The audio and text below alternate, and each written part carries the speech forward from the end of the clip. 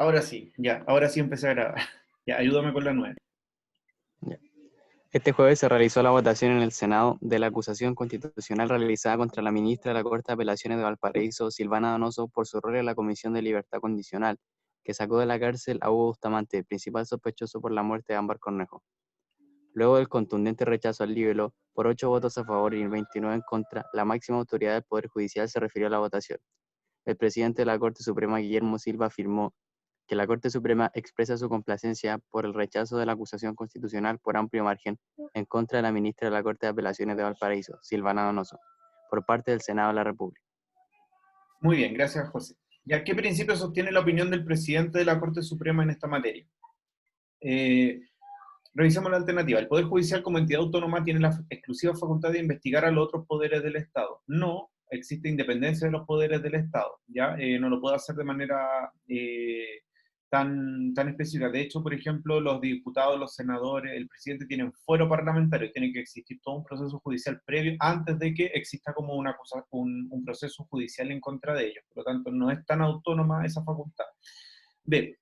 Si se trata de un caso de derechos humanos, tanto el presidente de la República como el Congreso pueden actuar en reemplazo de los tribunales. En lo absoluto, no. Ya es el Poder Judicial el que tiene la facultad de establecer procesos judiciales. Lógicamente, no lo puede hacer ni el Ejecutivo ni el Legislativo. C. Las acusaciones constitucionales no tienen utilidad en la institucionalidad chilena, ya que no solucionan el problema de fondo. Hay dos cosas. Efectivamente, nunca solucionan el problema de fondo. Acusar constitucionalmente a alguien no, pero sí puede tener la utilidad de que existe un juicio político al respecto, es decir, existe como una sanción pública respecto del mal actuar de un ministro, por ejemplo, o de algún funcionario público. Perdón, se me perdió el... Claro, no da función compartir ahí, sí. Ya. El hecho de que me perdí. Las acusaciones constitucionales no tienen utilidad en la institucionalidad chilena. Ahí tienen una utilidad, pero que es simbólica, es política. El hecho de que se acuse constitucionalmente a un ministro, a un funcionario público, es como un señalamiento de que no hay una conformidad con el desempeño de esta persona. Por lo tanto, puede tener una utilidad simbólica más que real, porque no va al problema de fondo. La C quizás podría haber sido, si es que uno la pensaba como mucho, pero no es como una respuesta tan directa a lo que se está preguntando. D. En materia de su nombramiento y de remoción de los magistrados pertenecientes a los tribunales superiores de justicia, ¿el Poder Judicial tiene total autonomía? No, porque existen, si bien vienen desde el mundo judicial aquellas personas que son nombrados como magistrados, la decisión final es establecida por el presidente de la República, quien establece como una terna o un grupo de nominados, y es el Poder Legislativo el que finalmente termina ratificando la elección del presidente, así que no es tan así. Y la E, las decisiones de los jueces son avaladas por los principios de autonomía e independencia, es decir, efectivamente, los jueces y las decisiones que ellos toman debiesen ser totalmente autónomas y debiesen ser totalmente libres de juicio del resto de los poderes del Estado. El hecho de que se condene a esta persona, que era Silvana Donoso, creo su nombre, por haber liberado, haber firmado el documento que liberaba al culpable del delito de Ámbar Cornejo, estaba dentro de las facultades institucionales que tenía ella como magistrado. Por lo tanto, el cuestionar su actuar involucra también que el Ejecutivo o el Legislativo intervenga en la toma de decisiones del Poder Judicial, y eso no debería ocurrir en un Estado de Derecho. Por lo tanto, la E ahí era la correcta. ¿Ya? La 9. En la 10, ayúdame por favor, ¿a quién no le pregunta? Benjamín Purán, ayúdame con la 9. Perdón, la 10.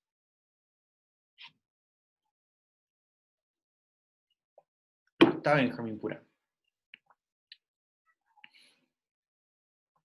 ¿Quién está? Lucas, si estás por ahí. Dígame. 10, ayúdame con la 10. Claro. En el marco de la reforma procesal penal vigente en Chile a partir del año 2000, se creó un órgano denominado Ministerio Público, independiente del Poder Judicial. ¿Cuál es la función asignada legalmente para dicho organismo? Ya. Ya, este es como súper específico. El Ministerio Público es un organismo que se crea en la reforma procesal penal y que tiene a cabo la misión de llevar a cabo los procesos de investigación. Ya ahí, por lo tanto, la correcta era la C, practicar la investigación de los hechos que revisten caracteres de delito, dirigiendo la actuación de la policía en los casos en los que se requiera. ¿Ya? Esta era de conocimiento específicamente, no tiene como ninguna explicación así tan profunda, sino que tiene que ver como con la capacidad como de conocer la función que tenía el Ministerio Público. Y una característica muy importante que quizás, si es que se lo preguntan en la PDT, de tener en mente, es que el Ministerio Público, si bien funciona como parte del Poder Judicial, es independiente de él, ¿ya? Quizás una figura un tanto compleja de entender, pero el Ministerio Público, a pesar de que lleva a cabo las investigaciones, no depende del Poder Judicial propiamente tal, sino que mantiene cierta independencia para que los procesos de investigación se hagan sin la intervención de nadie, se hagan totalmente independientes, autónomos y ojalá lo más objetivamente posible. Esa es la única explicación que hay al respecto, ¿ya? Por lo tanto, esta era como más de conocimiento, casi como de definición de cuál es el rol del Ministerio Público en nuestro país. Así que aquí, más que compararla con el resto de la alternativa, es saber solamente como la definición de la institución aludida, el Ministerio Público. ¿Ya? Esa era la número 10. Continuamos con entonces. Si quieren preguntar en específico sobre ella, me interrumpen nomás, pero para que avancemos rápido, vamos a la 11. Aquí, en la 11 no les voy a pedir que la lean porque es muy larga, pero aquí había una definición respecto de una institución en nuestro país. Aquí aparecía la información que se entregan en los noticieros locales en los primeros días de abril del año 2020, cuando los efectos de la pandemia eran evidentes. Permite preguntarse qué tipo de organismo cumple la función de la fiscalización. Y la fiscalización respecto del actuar de alcaldes, de algunos funcionarios públicos que aparecían constantemente en la tele hablando acerca de los problemas sociales que acarreaba la pandemia y todo lo que eso conlleva. No sé si vieron las noticias y efectivamente se emitió un documento por parte de esta institución donde se instaba a los alcaldes a que aparecieran menos en televisión y que trabajaran más en el municipio. Y que fue una carta como que le mandaron, si bien no era dirigida a ellos, pero era como específicamente dirigida a Joaquín Lavín y a Katy Barriga, que prácticamente aparecían en todos los matinales. Pero ¿quién es el encargado de hacer esta fiscalización de las funciones de las autoridades públicas? Es la Contraloría General de la República, que es la que fiscaliza eso actos. Por lo tanto, ahí la definición era más directa, ya no había que deducir mucho al respecto. El resto tiene otro tipo de funciones, no fiscaliza el rol de los funcionarios públicos. ¿Ya? 12, aquí sí la vamos a leer y le voy a pedir a Javiera, ayúdame con la 12. ¿Se escucha bien? Sí, se escucha bien. Ya.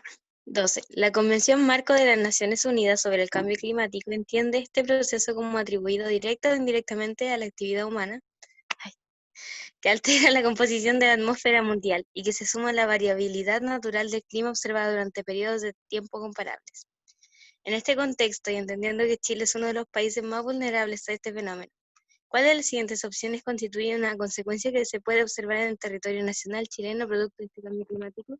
Muy bien, gracias Javiera. ¿Qué cosas ocurren en Chile producto del cambio climático? Número 1, aumento significativo de la desertificación en el norte chico, por supuesto. De hecho, el ejemplo, la gran mega sequía que afecta a la región de Coquimbo y de Valparaíso, que corresponden más o menos al norte chico. La zona norte de la región de Valparaíso, la provincia de Petorca. ¿Ya? Así que ahí la 1 claramente es correcta.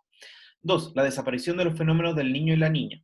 No sé si los conocen, tampoco podría explicárselo en detalle porque tiene que ver más como con el área de la climatología, que no es mi área, precisamente. Pero son fenómenos que yo creo que se ven aumentados, no creo, estoy seguro que se ven aumentados producto del cambio climático, ¿ya?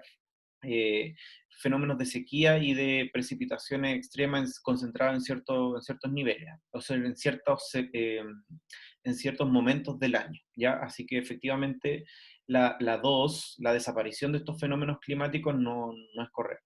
3, el alza de la temperatura promedio a lo largo del territorio nacional. Efectivamente, eso es correcto. Y ejemplo principal lo podemos ver, bueno, además de las temperaturas, lógicamente, en el deshielo de las zonas donde se concentran reservas de agua dulce, ¿ya? Sobre todo en la zona del campo de hielo norte, campo de hielo sur, los glaciares de la cordillera y la zona antártica. Así que la correcta era la D, 1 y 3, ¿ya? 13. Ayúdame, por favor, María José Concha, la 13. Desde la aparición de Internet, el mundo de la información se ha multiplicado y su velocidad ha alcanzado niveles insospechados. ¿Qué efectos reales se reconocen con el desarrollo de esta herramienta? Muy bien, pregunta que seguramente podría aparecer, el fenómeno de Internet. Un aumento considerable en la cantidad de información que circula en las redes. Por supuesto que sí, es la más lógica de todas, ¿ya? También podría ser un aumento de la democratización en el acceso a esta información. También podrían preguntarle por los problemas que genera Internet y que tiene que ver como con la falta de verificación de la información que circula en Internet, porque más no significa mejor, ¿ya? Y eso es un gran problema que tiene Internet en la actualidad, el cómo se verifica la información. B, ahí falta un tilde, ayudó a reducir en la población las desigualdades sociales y económicas. Sociales quizá en el efecto del acceso a la información, pero económicas definitivamente no, y de hecho podría ser que hasta genere una brecha producto del acceso a la información, porque Internet hay que pagarlo, ¿ya? En ese sentido, y el Estado de Chile no lo ha subsidiado de ninguna manera, así que no podría ser la B. C, la rápida manera de comprobar la veracidad de la información obtenida. No, de hecho es un problema que les dije recién. Es muy difícil corroborar que la información que circula en Internet es totalmente verdadera. D, ayuda a los sectores vulnerables a acceder a los mercados virtuales. Acceden, sí, pero previamente tienen que pagar por el servicio de Internet, por lo tanto, no sé si los sectores más vulnerables tendrán como prioridad el pago de planes de Internet, por lo tanto, D, la veo difícil. Y la E, facilita el acceso a la educación reduciendo la brecha de la desigualdad. Podría llegar a ser la E, pero yo diría que todavía la educación o la cibereducación no está lo suficientemente bien estructurada como para que represente una oportunidad de reducir la brecha de la desigualdad. Yo creo que recién este año 2020, con el tema de la pandemia, hemos visto la gran brecha digital que hay en Chile y las dificultades de acceso que eso ha generado. De que educar por Internet es muy difícil, es verdad, pero que es imposible, hemos comprobado que no es imposible, se puede hacer, con muchas más dificultades y muchos más desafíos, pero se puede. Ahora, que eso haya reducido la brecha de la desigualdad, me parece como que todavía no. Hay un largo camino para que eso pueda ser así. Así que la E es demasiado extrema en ese sentido. La correcta es la más lógica, obviamente. Perdón. Es la 14, ¿ya? Ignacia, ayúdame con la... Perdón. ¿En cuál vamos? 13. ¿En la 14, profe? En la 14. Ahí sí, ya se me había dado vuelta el... Ayúdame con la 14, por favor. A la fecha en Chile existe una vulneración del derecho de sufragio de la población penal, e independientemente del proceso constituyente que pueda germinar en los próximos meses, este requiere una respuesta estatal efectiva. El punto es que los actos eleccionarios que se aproximan para crear una nueva constitución constituyen una oportunidad inédita en la historia para incorporar a este grupo de la población dentro de la comunidad política y así impulsar su reconocimiento como personas dignas e iguales en dignidad y derechos. Muy bien, conforme a lo anterior, y de acuerdo a la Constitución, ¿qué grupo de personas privadas de libertad tendrían derecho a ejercer su condición de ciudadano con derecho a sufragio? Ya, esto es puro conocimiento, la introducción era como por adornar la pregunta. Y aquí teníamos que recordar simplemente los derechos de la ciudadanía, ¿ya? En ese sentido, quienes son, a pesar de que estén condenados, estén en la cárcel, podrían acceder al derecho a voto, que son todas aquellas personas que estén condenadas a penas aflictivas menores a 3 años y 1 día, ¿ya? Aquí no hay como interpretación, hay que saberse el dato nomás, ¿ya? La persona pierde el derecho de ciudadanía, efectivamente pierde el derecho a voto, mientras esté condenada a una pena aflictiva 3 años y 1 día o mayor a eso. Y también cuando esté condenado por delitos que son demasiado graves, no la recupera de manera automática. cuando es caso de terrorismo o narcotráfico, tiene que solicitar al Senado la restitución de los derechos de ciudadanía, ¿ya? Pero ahí la C es correcta y el resto era información falsa solamente, ¿ya? Aquí era una pregunta de conocimiento netamente. Pregunta 15, ¿ya? Aquí me va a ayudar Diego Soto. Hay una persona que tiene como una foto, que no sé quién es, que tiene una foto como de un mono cuadrado. Bueno, pero Diego Soto, ayúdame con la 15, por favor. Las políticas sociales orientadas a los pueblos indígenas en Chile son criticadas ya que las necesidades culturales y económicas de los pueblos indígenas están siempre supeditados a los requerimientos del modelo neoliberal. Estas políticas sociales son desligadas de las propiedades de las comunidades e incluso descalificatorias. En este sentido, las principales características apuntan a la ausencia de espacios de participación y autonomía, y a la poca efectividad de las políticas públicas para resguardar a los pueblos indígenas de las consecuencias de un modelo económico y sociocultural que no los acoge en su especificidad. Muy bien. Considerando entonces este texto, gracias Diego, ¿por qué las propuestas del Estado de Chile respecto a las comunidades originarias son criticadas? Ya.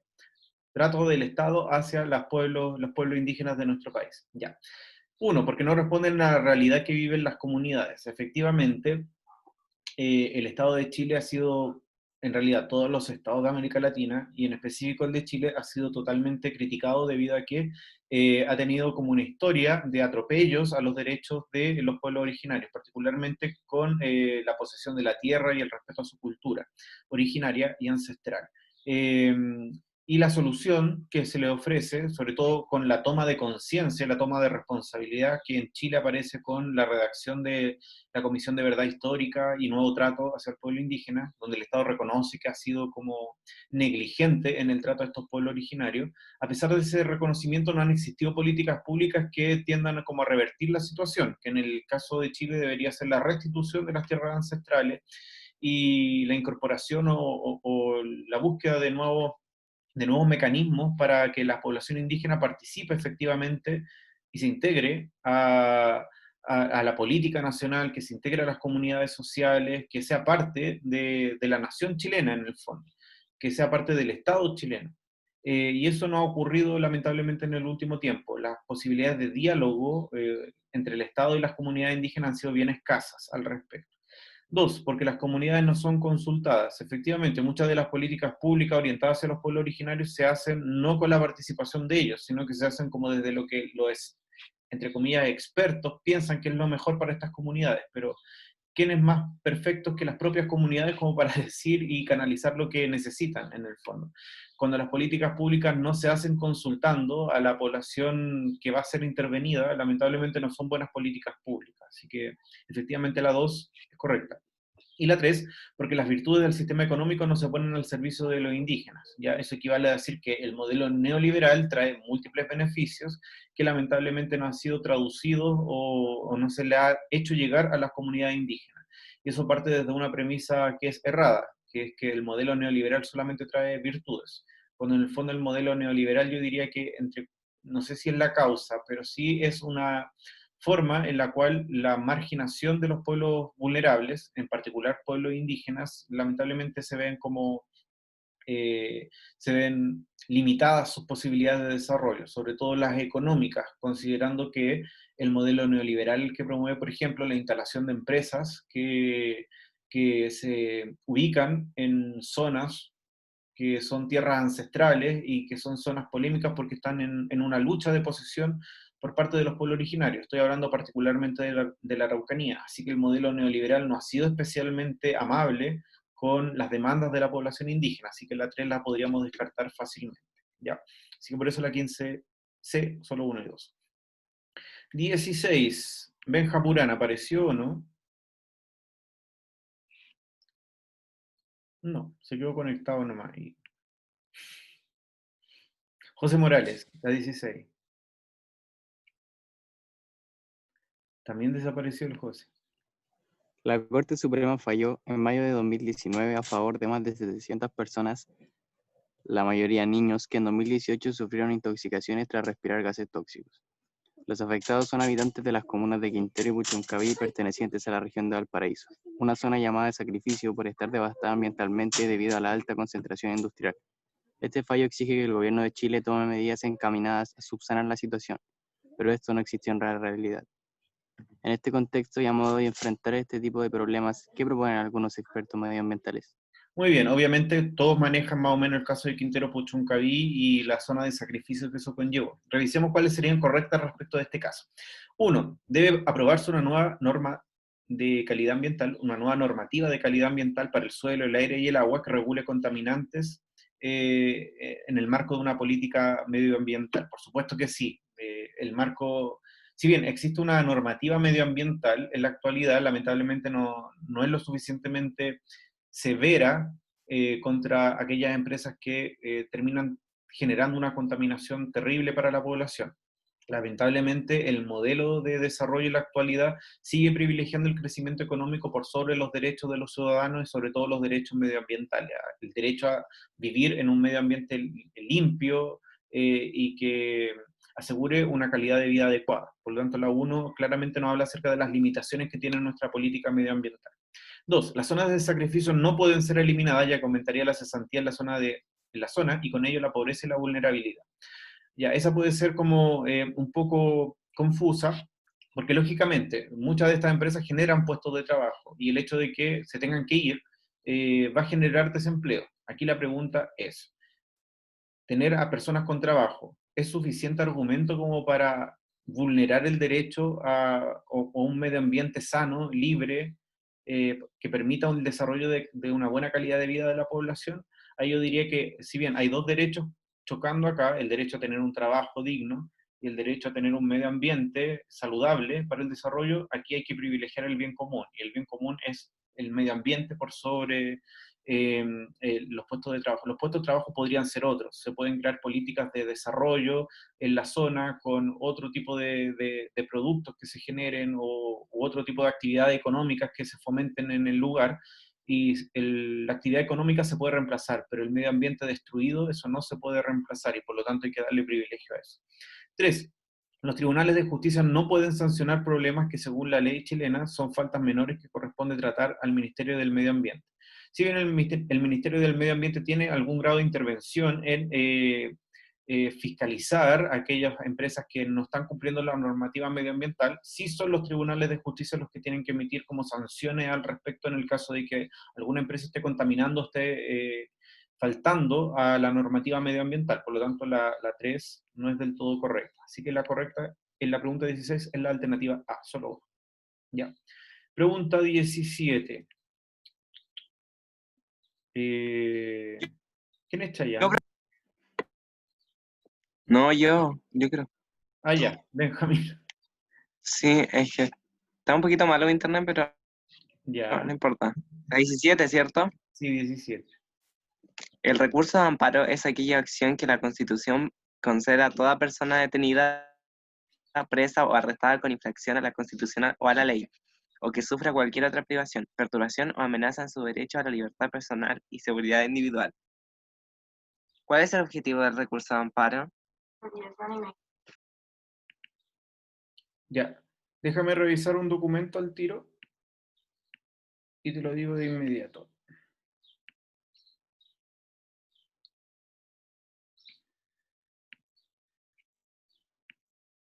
Porque no se me marcó cuando la busqué. ¿Ya? Ya, aquí la correcta es la B. La voy a marcar de inmediato antes que se me borre. ¿Ya? Revisemos la alternativa. ¿Ya? Nos habla acerca del recurso de amparo. ¿Cuál es el objetivo del recurso de amparo? A, que se decrete la prisión preventiva de inmediato y que se evite el apremio ilegítimo. Efectivamente, podría ser que se evite algún apremio o algún castigo ilegítimo, pero que se decrete prisión preventiva de inmediato no es el objetivo del recurso de amparo. De hecho, al revés, es que se regularice la situación de que, por ejemplo, se genere como una prisión preventiva sin tener como todavía una acusación directa o una acusación determinada que explique el por qué la persona está como en prisión preventiva. Es una situación que busca aclarar en vez de determinar una prisión preventiva de inmediato. es un derecho que tiene el acusado, o en este caso el detenido, o aquella persona que ve infringido alguno de sus derechos, para poder regularizar su situación. Así que el recurso de amparo no establece la prisión preventiva de una persona, no, sino que busca regularizar su situación. B, busca restablecer el derecho vulnerado y asegurar la debida protección del afectado. Efectivamente, el recurso de amparo establece la idea de que una persona, en el caso de que vea alguno de sus derechos vulnerados, se exija la rápida acción por parte de la institucionalidad para que esta persona recupere sus derechos. Por ejemplo, bueno, el principal caso en el que se da el recurso de amparo es cuando una persona está detenida sin tener una acusación debida, sin tener como una razón jurídicamente válida para poder estar detenido efectivamente. El recurso de amparo establece como un ultimátum, ¿ya? Explican por qué esta persona está detenida o la liberan, ¿ya? Porque la única posibilidad de que una persona esté detenida, vulnerándole su derecho a la libertad, es que haya una razón jurídicamente viable. Y eso radica en una acusación, ¿ya? En una sospecha. Y si no hay eso, la persona tiene que ser liberada, tiene que recuperársele aquel derecho que se le está vulnerando. Por lo tanto, la B es correcta. C, que el afectado sea enjuiciado con rapidez, que la ley permita y se dicte sentencia. Ya, esta podría ser atractiva. El recurso de amparo establece que se aclare la situación, pero no establece los límites de funcionamiento ni límites temporales para el desarrollo de un juicio ni de una sentencia, que seguramente puede demorar mucho tiempo. En este caso, el recurso de amparo establece la búsqueda de una normativa que justifique la vulneración de un derecho, pero no regula el proceso judicial que viene después de eso, ¿ya? Eso es un tema como más técnico. D, promover el respeto de los derechos humanos por parte de la población civil. No, eso es demasiado abstracto. El recurso de amparo es un recurso técnico jurídico muy específico. Y la E, evitar toda violencia de género y la discriminación que afecta a las minorías sexuales. Al igual que la D, esto tiene que ver como con campañas de la educación, del Estado, para evitar que eso ocurra, pero no tiene que ver como con las facultades que tiene el recurso de amparo, que es muy técnico y muy específico. Ahí en la 17, la correcta entonces es la B. No sé si tienen dudas, preguntas al respecto. No, profe. Ya, perfecto. 18, desarrollo sostenible. Aquí el Chayán, ¿quién es Chayán? Yo, Nitsi, Chayán. Ya, ayúdame con la 18. ya. El desarrollo sostenible es un concepto que aparece por primera vez en 1987 con la publicación del informe Brundtland, Brundtland. que alertaba de las consecuencias medioambientales negativas del desarrollo económico y la globalización. En este contexto, y mirando al futuro, ¿a qué tipo de problemas se trata de buscar soluciones en pro de la sustentabilidad?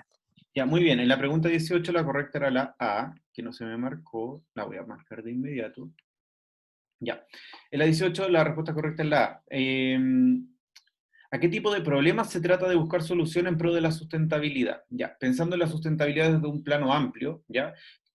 ¿Cuál de las siguientes opciones podría ser una solución al respecto? Al empleo informal y a los efectos sociales que genera en los países, consecuencias medioambientales negativas del desarrollo. Déjeme corroborar algo, espérenme un segundo. No, marqué mal. La 18 no es la A, la 18 es la D. Estaba leyendo y voy a borrar esta.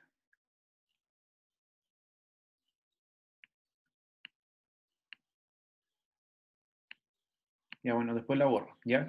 Pero la correcta es la D, ¿ya? Perdón. La A, al empleo informal y a los efectos sociales que genera en los países industrializados. El desarrollo sostenible, el empleo informal no tiene que ver tanto con el desarrollo sostenible, sino que con la legislación de los países que busque regularizar la situación de aquellas personas que no poseen un contrato de trabajo. Y eso no depende tanto de las políticas de sustentabilidad. Tiene que ver más bien con las políticas que tienen que ver con la regulación del mercado laboral. Por lo tanto, si bien es un problema que deben afrontar los países, sobre todo uno como el nuestro, no está directamente relacionado con el desarrollo sostenible, relacionado con la idea de medio ambiente, ¿ya? B, a los generados por la diversidad étnica y cultural provocada por las migraciones. También es un fenómeno que los países deben afrontar, los estados deben afrontar en el contexto de globalización mundial, donde las migraciones son cada vez más frecuentes, pero no dependen de la idea de sustentabilidad, sino que tienen que ver como con las políticas relacionadas con los derechos humanos de las personas y con el respeto a la no discriminación en el fondo, a todas las políticas que tengan que ver con la no discriminación. C, a los cambios climáticos que se producen en los países marcados por el subdesarrollo.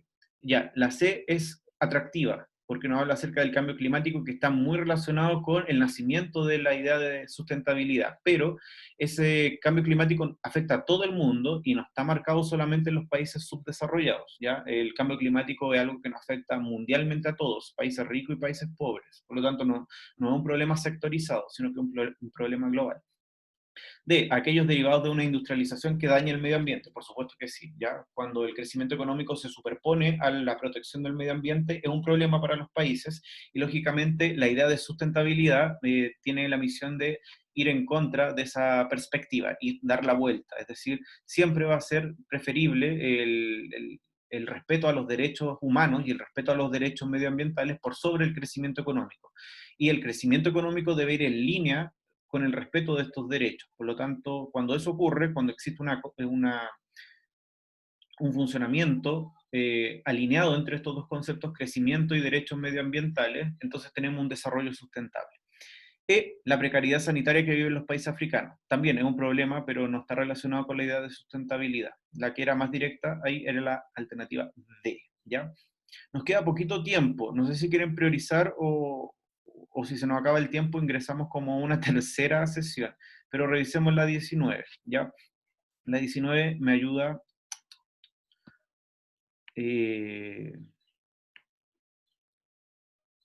Fairi, si es que está. ¿Qué leo, la tabla o lo de abajo? No. No, lo de abajo nomás, la tabla no. Estadística de participación por rango de edad. Primarias presidenciales de 2017. Se realizaron para decidir las candidaturas presidenciales de Chile. Vamos y el Frente Amplio. Lee lo siguiente también. La siguiente infografía entrega los datos estadísticos de los electores que sufragaron en primarias de 2017 a nivel de rango etario. Según la información entregada por el CERVEL y considerando el número de votantes, ¿qué situación se reconoce en lo inmediato? Ya, muy bien. Esto nos habla acerca de las votaciones primarias, elecciones primarias. Primero, saber lo que son las elecciones primarias. Las elecciones primarias son elecciones donde los partidos políticos, los conglomerados políticos, hacen un llamado abierto a las personas, a los ciudadanos independientes y también militantes de sus partidos, a que ayuden a decidir a este conglomerado cuál sería el mejor candidato para la elección oficial, ¿ya? Como no son elecciones directas, por lo general tienden a tener muy baja participación, sobre todo considerando además que el voto es voluntario en la actualidad. Y eso, yo diría que las elecciones primarias son las que reciben menos votación de todas, y de hecho la pudimos ver en las últimas elecciones primarias que tuvimos hace un par de semanas atrás, ¿ya? En ese sentido, ¿qué situación se reconoce a partir de la tabla de información? Y este era el análisis de fuente propiamente tal, ¿ya? La correcta es la A. Hay un importante abstencionismo, no sé si esa palabra existe, debería de ser como abstención, ya que vota menos del 15% del padrón electoral, y eso es fácilmente identificable haciendo solamente la comparación de los totales generales, ¿ya? El total general que debía votar en esa elección era 13 millones y medio de personas, y solamente votaron 1.800.000 y fracción, ¿ya? Que corresponde a menos del 15%, así que era fácilmente corroborable. No teníamos que hacer el cálculo matemático, pero sí al ojo uno podía decir que era más o menos eso, ¿ya? El resto lo podíamos descartar. Los grupos etarios adultos entre 40 y 65 años son los que poseen menor responsabilidad cívica. Podemos mirar la tabla y ver que no, pero además podemos deducirlo, que la población adulta y adulto mayor son las más responsables en términos de responsabilidad cívica, así que eso no ocurre. Los jóvenes menores de 24 son los que tienen mayor interés por participar. Aquí claramente podemos ver que en los primeros tramos, los que no sufragaron fueron muchísimos más en términos proporcionales, así que la C no. D, la alta preocupación de hombres y mujeres en decidir el candidato de su sector político. Claramente la abstención general nos habla acerca de que no hay esa preocupación. Y la E, mientras avanza en edad, el constante crecimiento de la participación tiende a desaparecer. Yo diría que si bien se puede corroborar como una tendencia a la no participación, la generalidad nos dice que mientras más vieja una persona, vieja en el sentido de edad, mayor interés por participar políticamente hay, lamentablemente, ¿ya? Así que ahí la A era correcta en el análisis de la tabla.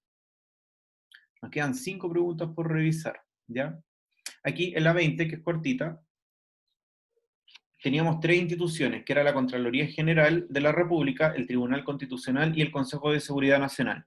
¿Qué tienen en común estas 3 instituciones? Que todas ellas están establecidas por rango constitucional, ¿ya? Podemos descartarla. Si no la sabían, que es un dato como duro, de conocimiento, podíamos descartar el resto de las alternativas. Por ejemplo, su acción se vincula estrechamente por el Poder Ejecutivo.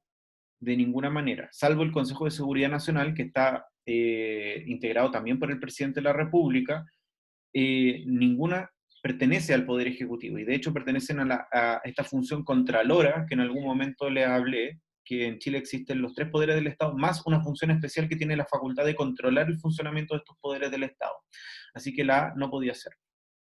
¿Asesoran la toma de decisiones del Poder Judicial? No, porque son entidades que cumplen la función contralora, no apoyan a ninguno de los poderes tradicionales que existen en la actualidad. ¿Fiscalizan la labor legislativa de los parlamentarios? Por supuesto, la Contraloría y el Tribunal fiscalizan la función de los legisladores, pero no solo de los legisladores. La Contraloría General fiscaliza a todos los funcionarios públicos. El Tribunal Constitucional fiscaliza la constitucionalidad de los proyectos de ley que emite el Parlamento, pero no solamente en el Poder Judicial, perdón, en el Poder Parlamentario o Legislativo. Y la E, evalúan el trabajo de los integrantes de los 3 poderes del Estado. Salvo la Contraloría General de la República, las otras 2 no tienen esa facultad. Por lo tanto, la única común para las 3 es que todos ellos son organismos que están determinados por la Constitución Política de Chile. Ya, me queda menos de 1 minuto. Pregunta, pueden escribirlo en el chat como quieran. ¿Ingresamos a una nueva sesión o creen que con esto es suficiente? ¿O lo hablan por el micrófono?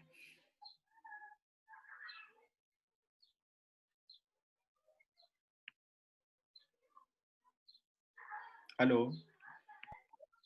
Pero, profe, se supone que no vamos a tener más sesiones, ¿cierto? No, no vamos a tener más sesiones. O... Jeje. Si quieren ingresamos una última y terminamos de revisar. Pero me tienen que decir sí. Antes de que se acabe el tiempo.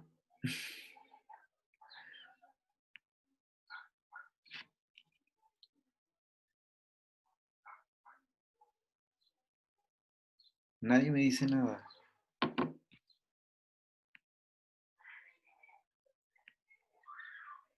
Voy a dejar de compartir.